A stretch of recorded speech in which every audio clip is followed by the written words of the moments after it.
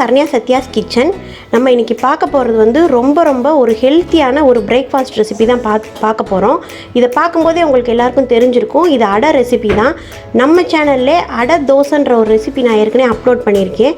அது எப்படி செய்கிறதுனா, நல்லா நைஸாக மாவை அரைச்சிட்டு தோசை மாதிரியே நம்ம ஊற்றிக்கலாம். நல்லா கிறிஸ்பியாக வேணும்னா ஊற்றிக்கலாம், இல்லை ஊத்தாப்ப மாதிரி வேணாலும் ஊற்றிக்கலாம். அது வந்து வேறு மெத்தடு. இப்போ இதில் பண்ண போகிறது வந்து ரொம்ப ட்ரெடிஷ்னலான மெத்தட். அதாவது அடைனா கெட்டியாக இருக்கணும், கொஞ்சம் அரிசி பருப்புலாம் வந்து குறுகுறுன்னு ஆட்டினா நல்லாயிருக்கும். அதே மாதிரி அடையில் முக்கியமானது முருங்கைக்கீரை போட்டு நம்ம செய்கிறோம். அந்த ரெசிப்பியில் நம்ம வெந்தயக்கீரை போட்டிருக்கோம். இந்த ஒரே ரெசிப்பியில் நம்மளுக்கு என்னென்ன கிடைக்குதுன்னா, எல்லா ப்ரோட்டீனும் நம்மளுக்கு கிடைக்குது. அதே மாதிரி அரிசி சேர்க்கறனால கார்போஹைட்ரேட் கிடைக்குது. இந்த முருங்கைக்கீரையில் அயர்ன் சத்து நிறைஞ்சிருக்குது. இப்போ தேங்காய் இதெல்லாம் நம்ம சேர்க்கறனால நம்மளுக்கு வந்து தேவையான ஃபேட்டும் நம்மளுக்கு கிடைக்குது. எல்லாமே நம்ம ஒரு தோசை 2 தோசை சாப்பிட்டாவே போதும், அன்றைக்கி தேவையான எல்லா சத்தும் நம்மளுக்கு கிடைச்சிரும். இப்போ வாங்க இதுக்கு தேவையான பொருள்லாம் பார்க்கலாம். ஃபஸ்ட்டு வந்து அரிசி, இட்லி அரிசி நான் எடுத்திருக்கேன். இட்லி அரிசி வந்து 100 கிராம். இது வந்து பச்சை அரிசி, அதாவது 5060 பச்சை அரிசின்னு சொல்லுவோம், அதுவும் 100 கிராம். ரெண்டும் ஈக்குவல் அமௌண்ட் எடுத்திருக்கோம். அரிசி வந்து 1 கப் எடுத்தோம்னா பருப்பு எல்லாமே அரை கப் எடுத்துக்கலாம். உளுந்த பருப்பு மட்டும் 1/4 கப் அளவு எடுத்தால் போதும். பருப்பு என்னென்ன பருப்பு அதோட அளவுகள்லாம் பார்க்கலாம். பாசி பருப்பு 50 கிராம், பாசி பயறு 50 கிராம், கொள்ளு பயறு 50 கிராம், துவரம் பருப்பு 50 கிராம், மசூர் பருப்புன்னு சொல்லுவாங்க, மைசூர் பருப்புன்னு சொல்லலாம், அது ஒரு 50 கிராம். கடலைப்பருப்பு மட்டும் ஒரு 100 கிராம் எடுத்துக்கலாம், இல்லை வேணும்னா 50 கிராமும் எடுத்துக்கலாம். உளுந்து பருப்பு 25 கிராம்.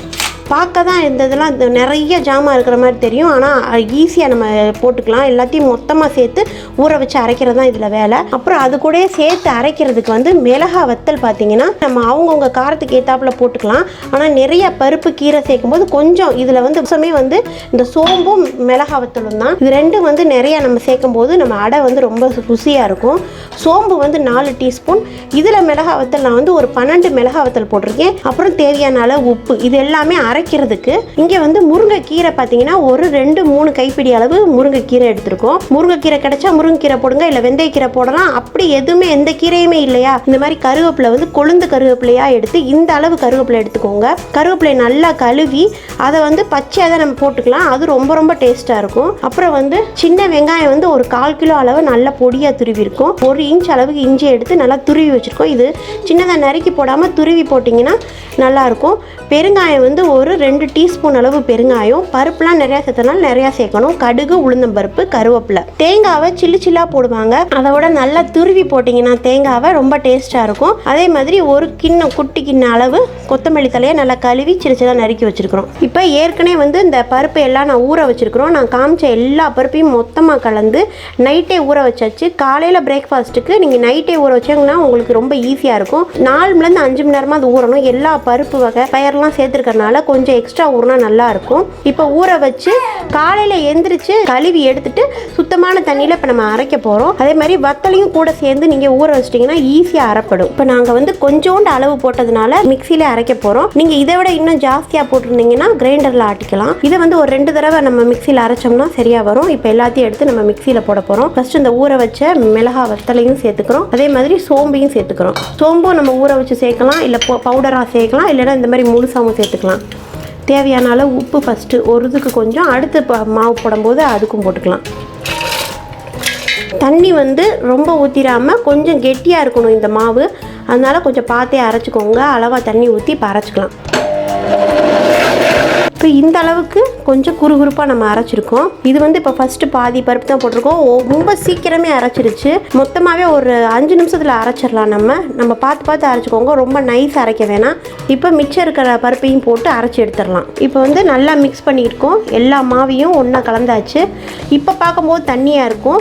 அதுக்கப்புறம் நம்ம வெங்காயம் கீரை எல்லாம் சேர்க்கும் போது கெட்டியாயிரும். அதனால இப்போ கொஞ்சம் தண்ணியாகவும், அதுக்கப்புறம் தேவைப்பட்ட தண்ணி சேர்த்துக்கலாம். நம்ம அடுத்து வந்து இந்த வெங்காயத்தை நம்ம நல்லா வதக்கணும், கீரையையும் வதக்கணும், அதெல்லாம் பார்க்கலாம். இப்போ வந்து ஒரு கடாயை எடுத்துக்கிட்டு வெங்காயம் வதங்குற அளவுக்கு எண்ணெய் நம்ம ஊற்றிக்கிறோம். எண்ணெய் காஞ்ச பிறகு கடுகு உளுந்து போட்டுக்கிறோம். இப்போ நல்லா பொரிஞ்சிட்ருக்கு. கருவேப்பிலை சேர்த்துக்கிறோம், பெருங்காயம் சேர்த்துக்கிறோம், கூடயே வந்து இஞ்சி அப்படியே வந்து வெங்காயத்தையும் நம்ம சேர்த்துக்கிறோம். இது நல்லா வதக்கிக்கிறோம். வெங்காயம் வந்து நல்லா வதங்கிடுச்சு. இப்போ வந்து கீரையை சேர்த்துக்கிறோம். கீரையை இது வந்து ஏற்கனவே சின்ன பொடி கீரையாக இருந்தனால நல்லா வந்து சிசரில் நாங்கள் கட் பண்ணிக்கிட்டோம். பெரிய கீரையாக இருந்தால் நம்ம உருவி போட்டால் மட்டும் போதும். இது வந்து சின்ன சின்ன அந்த தண்டெல்லாம் இருந்துச்சு, அதனால் கட் பண்ணி போட்டாச்சு. இதையுமே நல்லா வதக்கிக்கோங்க. லைட்டாக உப்பு சேர்த்துக்கோங்க வெங்காயம் வதக்கும் போதே. இது வதக்காமல் பச்சையாக போடுவாங்க, ஆனால் அதை விட வந்து வதக்கி போட்டிங்கன்னா உங்களுக்கு நல்லது, உடம்புக்கும் நல்லது, டேஸ்ட்டாகவும் இருக்கும். சின்ன பிள்ளைங்க சாப்பிடும்போது கூட அது தோசையில் வந்து அவ்வளோவா வேகாது, ஒரு 1/4 வேக்காடு தான் வேகும். இதில் நல்லா வதக்கி நம்ம சேர்த்தும் போது நல்லாயிருக்கும். வந்து இந்த அளவுக்கு பாதியாக வதங்கிருச்சு. இந்த டயத்தில் வந்து தேங்காய் பூ நம்ம திருவி வச்சுருக்கோம்ல, அதையும் போட்டு ஸ்டவ்வை ஆஃப் பண்ணிடலாம். அந்த சூட்லேயே நல்லா இதாயிரும். இப்போ இதை எடுத்து அப்படியே வந்து மாவில் நம்ம கொட்ட போகிறோம். இந்த மாவை வந்து புளிக்க வைக்கணுன்ற அவசியம் இல்லை, அரைச்ச உடனே நம்ம வந்து அடை சுட ஆரம்பிச்சிடலாம். இது பார்க்க வந்து உங்களுக்கு நிறையா வேலை மாதிரி தெரியும். நீங்கள் வந்து Saturday Sunday school leave office leave டயத்தில் நீங்கள் செஞ்சு வச்சுருங்க.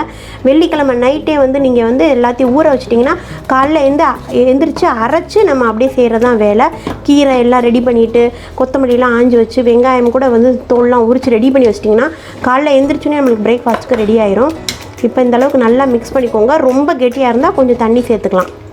இப்போ மாவு மிக்ஸ் பண்ணது ரெடியாக இருக்குது. ரொம்ப புளிக்க வைக்காமல் இப்போ வந்து நம்ம அடை ஊற்ற போகிறோம். இது பார்த்திங்கன்னா இரும்பு சட்டி. இந்த மாதிரி எண்ணெயை ஊற்றி நல்லா தடவிக்கோங்க. இந்த மாதிரி அடை ரெசிபிலாம் இரும்பு சட்டியில் செஞ்சு பாருங்கள், ரொம்ப டேஸ்ட்டாக இருக்கும். நல்லெண்ணெயில் ஊற்றிருக்கோம். மாவு பக்குவத்தை பார்த்துக்கோங்க, இந்த அளவுக்கு கெட்டியாக இருக்கணும். இந்த பருப்பு அரிசி இதெல்லாம் நிறையா சேர்த்துருக்கனால கொஞ்சம் எண்ணெயும் நல்லா ஊற்றினா தான் நல்லாயிருக்கும். இந்த மாதிரி சென்டரில் ஒரு ஓட்டை போட்டுக்கோங்க. அங்கங்கே எண்ணெய் ஊற்றிக்கிறணும்.